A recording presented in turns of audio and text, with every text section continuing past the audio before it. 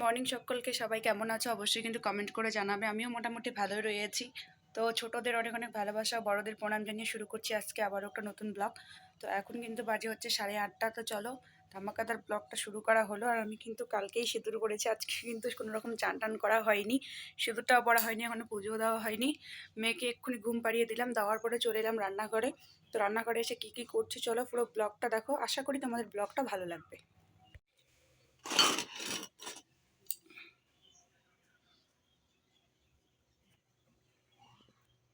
আগে ঘরটা ঝাড় দিয়ে নেই, কিছু কথা তার সঙ্গে শেয়ার করব। আর আজকে কিছু শাড়ির কালেকশন তোমাদের সঙ্গে শেয়ার করব সুটকেস থেকেই। তো তার সাথে অনেক কিছু শেয়ার করব, ভালো মন্দ। কারণ হচ্ছে আপন মানুষই আমার পিছনে কাটি করা করছে, শত্রুতামি শুরু করেছে, বিভিন্ন ধরনের অত্যাচার শুরু হয়েছে আমার সঙ্গে।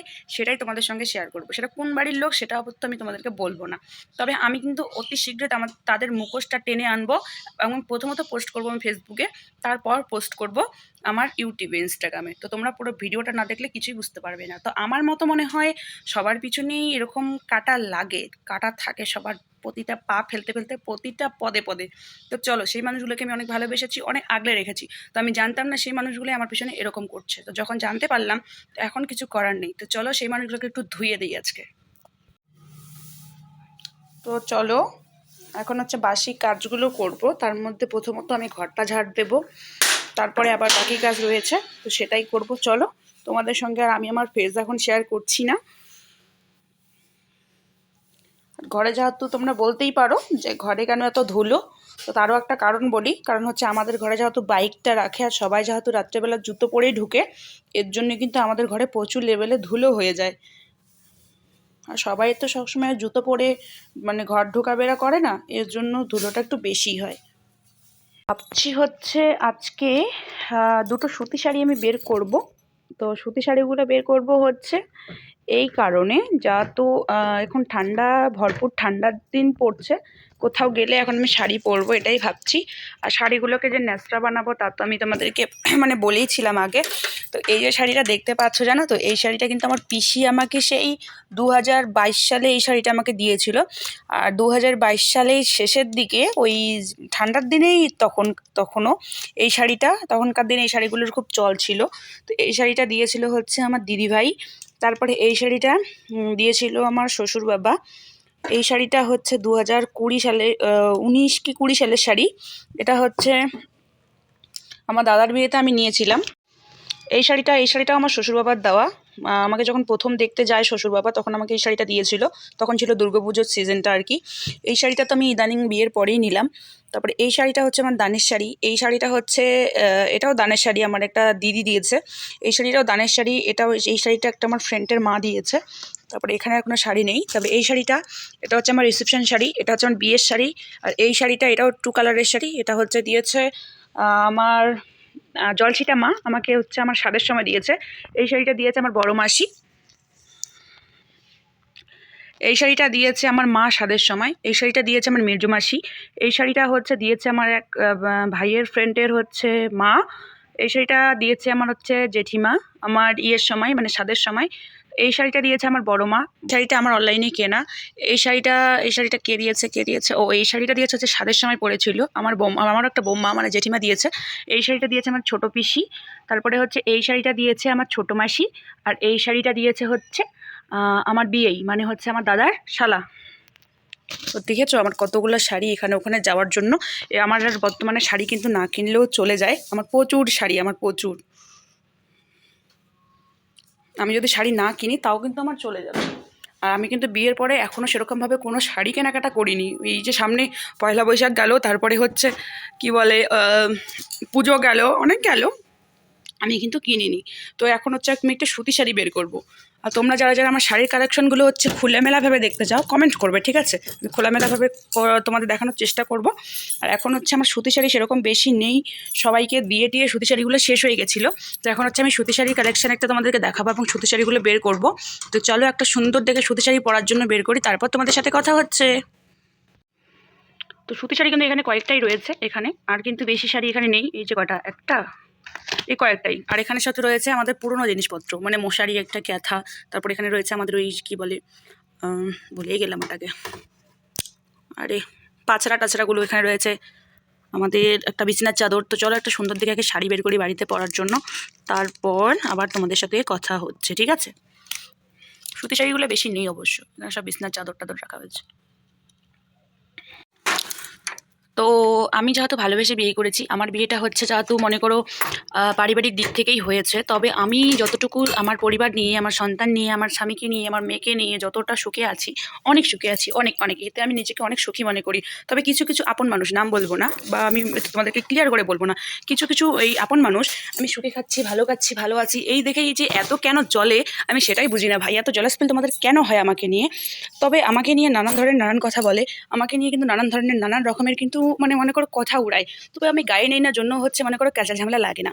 যদি মনে করো আমি গায়ে নেই তাহলে কিন্তু আমাদের প্রচুর ঝামেলাঝাটি লাগে, প্রত্যেক দিনের মতো লাগবে। তবে আমি না ওগুলোতে ঘেউ ঘেউ করা কুকুরের পিছনে আমি দৌড়াই না।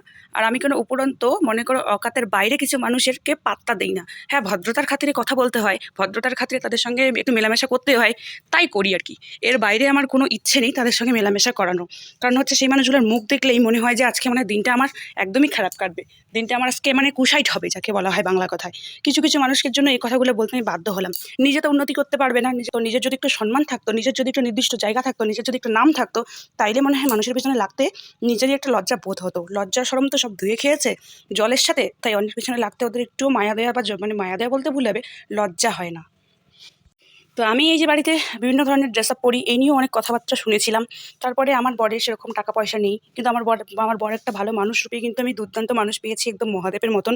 আর তার থেকেও বড় কথা হচ্ছে আমার বরের একটা ভাঙা গাড়ি, ভাঙা বাড়ি রয়েছে। এ নিয়েও মানুষের বিভিন্ন ধরনের কথা শুনতে হয়। কিন্তু আমার যে একটা মনে করো আমার যে একটা জায়গা আছে, কারণ আমি তো একটা কাজ করি, আমার সে জায়গায় বা আমার হচ্ছে সেই জায়গায়, সেই সম্মানে, সেই নির্দিষ্ট একটা জায়গাতে তো আমার কিন্তু একটা নাম রয়েছে। আমার কিন্তু যেখানে হচ্ছে আমার একটু হলেও সম্মান আর কি থাকে, যেখানে মানুষ বলতে বাধ্য হচ্ছে হয়তো আমি একটা ছোট্ট ক্রিয়েটার ইউটিউবে, কারণ আমি ইউটিউবটা যেহেতু নতুন খুলেছি আর পুরোনো চ্যানেলটা যেহেতু আমার খেয়ে নিয়েছি আমি নিজেই বলতে গেলে, তো নিজের ভুলের কারণে চ্যানেলটা হয়তো হারিয়েছি। তো এই কারণে আমি বলতে বাধ্য হচ্ছি, তারা হয়তো আমাকে চেনে না বা তারা হয়তো আমাকে সত্যি সত্যি জানে না যে আমার সম্মানটা আসলে কোথায়, যেখানে তোমরা দেখতে পাবে। বা এই যে অনুষ্ঠানের দিনগুলো আসছে, বিভিন্ন ধরনের খেলার দিন আসছে, সেখানেও তোমরা দেখতে পাবে। তোমরা হয়তো এটা বলবে যে আমি অহংকার করছি বা নিজেকে নিয়ে গর্ব করছি, সে গর্ব করারই কথা।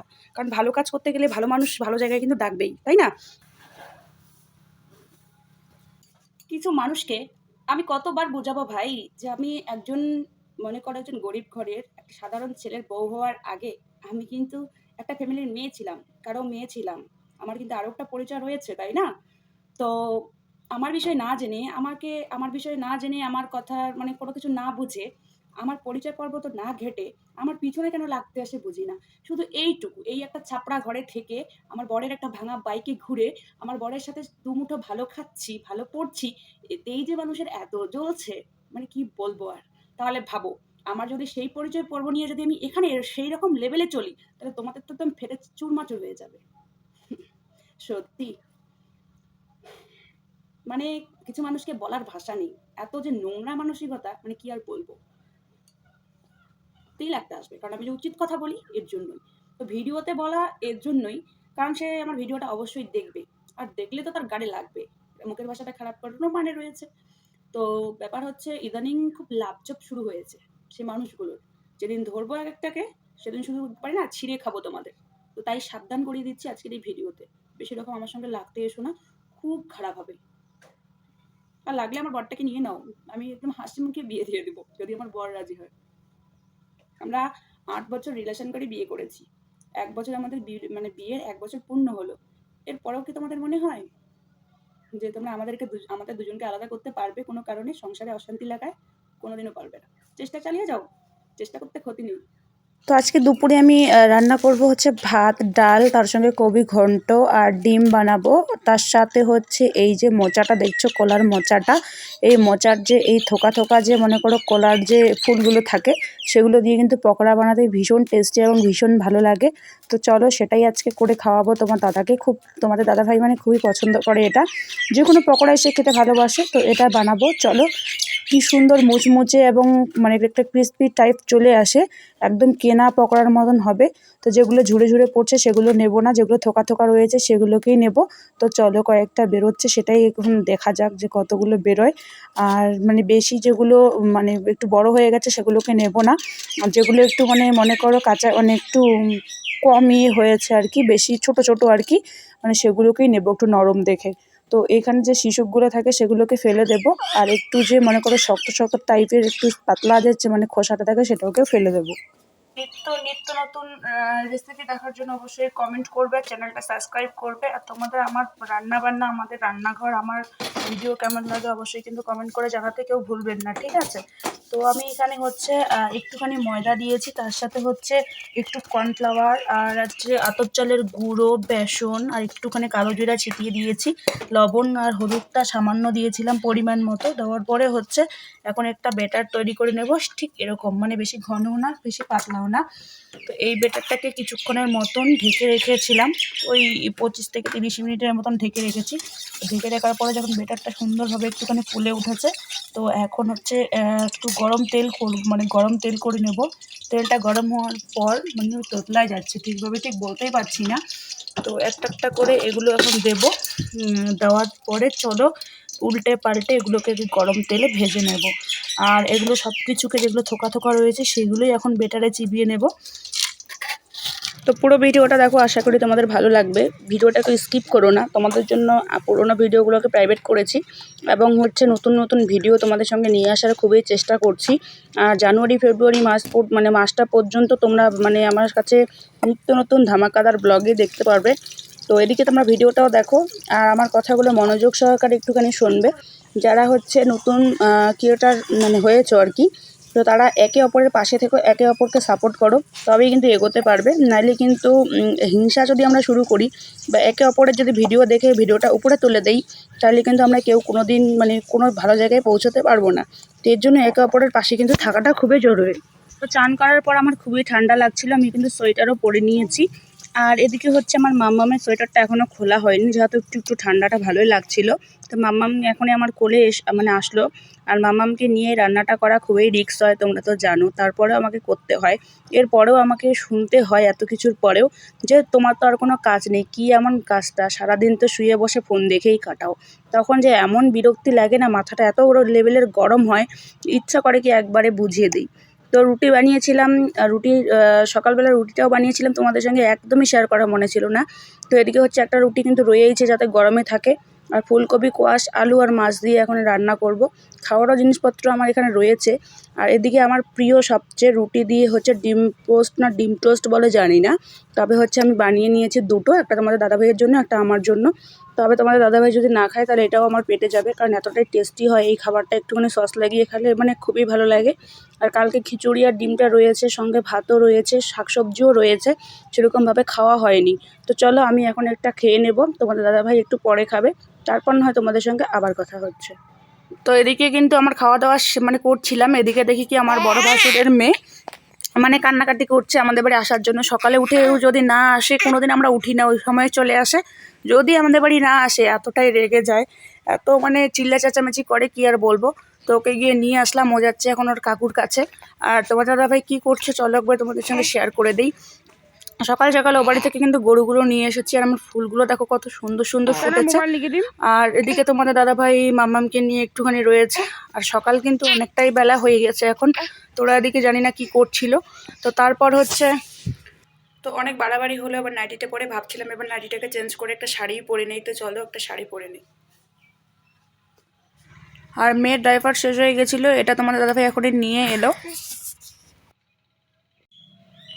তো চলো এবার বাকি কাজগুলো করবো। একটা শাড়ি পরে নিয়েছি, গলাটা ফাঁকা ফাঁকা লাগছে, আমার মালাটা কোনো কারণে একটু সমস্যা হয়েছে, তার জন্য আমি মালাটা পরি না। কিন্তু আমার সোনার মালা রয়েছে, রূপোর মালাও রয়েছে, আমি পরি না। চলো একটা কানের পরে নেই। তো কিছু কারণে আমি সারাদিন কোনোরকমভাবে ব্লগটা কন্টিনিউ করতে পারিনি, একদম চলে এসেছি রাত্রেবেলা। রাত্রের আজকে মেনু রয়েছে ফুলকপির তরকারিটা আর রয়েছে ডিম। তো চলো আজকের মতো ভিডিওটা এখানে শেষ করছি। ভিডিওটা কেমন হয়েছে অবশ্যই কিন্তু লাইক কমেন্ট শেয়ার এবং করে জানাবে, সঙ্গে সাবস্ক্রাইবটা করতে ভুলবেন না।